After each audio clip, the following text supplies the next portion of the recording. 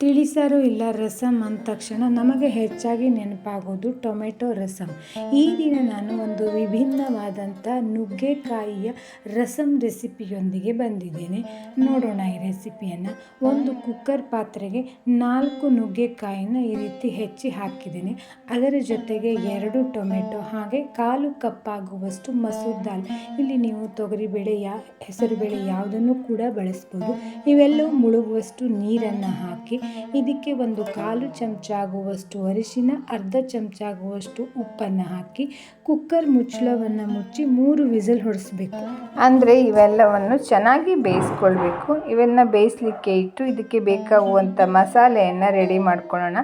ಒಂದು ಕುಟಾಣಿಗೆ ಅರ್ಧ ಚಮಚ ಜೀರಿಗೆ, 1/4 ಚಮಚ ಮೆಣಸಿನ ಕಾಳು, ಒಂದು 5 ಬೆಳ್ಳುಳ್ಳಿ ಹೆಸಳು, ಖಾರಕ್ಕೆ 2 ಹಸಿಮೆಣಸು, ಸ್ವಲ್ಪ ಕರಿಬೇವನ್ನು ಹಾಕಿ ಜಜ್ಜಿ ಪೇಸ್ಟ್ ಥರ, ಅಂದರೆ ತರಿಯಾಗಿ ಪೇಸ್ಟ್ ಥರ ಮಾಡ್ಕೊಳ್ಬೇಕು.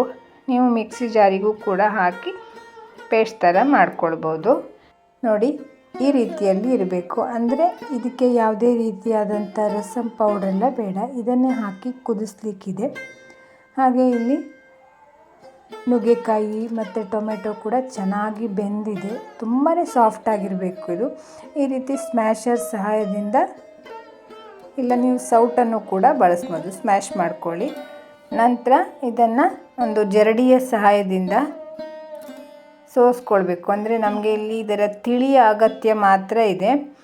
ಈ ನುಗ್ಗೆಕಾಯಿಯ ಸಿಪ್ಪೆಗಳೆಲ್ಲ ಬೇಡ. ಟೊಮೆಟೊ ಸಿಪ್ಪೆ, ನುಗ್ಗೆಕಾಯಿಯ ಸಿಪ್ಪೆಯ ಅಗತ್ಯ ಇಲ್ಲ. ಹೀಗೆ ಕೈಯಲ್ಲಿ ಗಟ್ಟಿಯಾಗಿ ಹಿಂಡಿದರೆ ಇದರ ಸತ್ವವೆಲ್ಲ ನೀರಿನೊಳಗಡೆ ಹೋಗುತ್ತೆ. ನೋಡಿ, ಹೀಗೆ ಯಾವುದು ವೇಸ್ಟ್ ಆಗಲ್ಲ ಹೀಗೆ ಮಾಡೋದ್ರಿಂದ.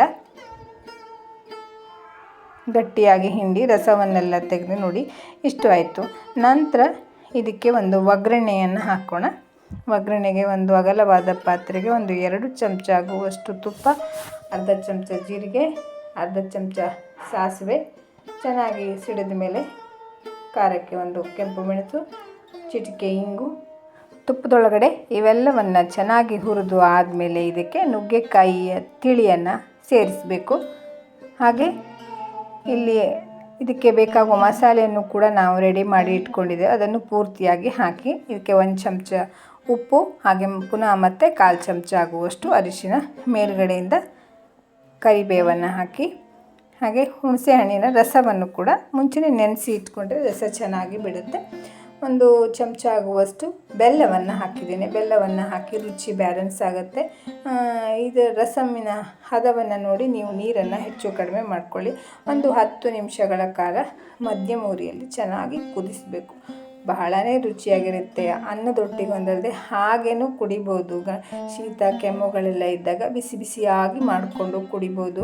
ಅನ್ನದ ಜೊತೆಗಂತೂ ಮೇಲ್ಗಡೆಯಿಂದ ತುಪ್ಪವನ್ನು ಹಾಕ್ಕೊಂಡು ಊಟ ಮಾಡ್ತಾಯಿದ್ರೆ ಬೇರೆ ಏನು ಬೇಡ ಅಂತ ಅನಿಸುತ್ತೆ. ಅಷ್ಟೊಂದು ರುಚಿಯಾಗಿದೆ. ಖಂಡಿತ ನೀವು ಟ್ರೈ ಮಾಡಿ ನೋಡಿ.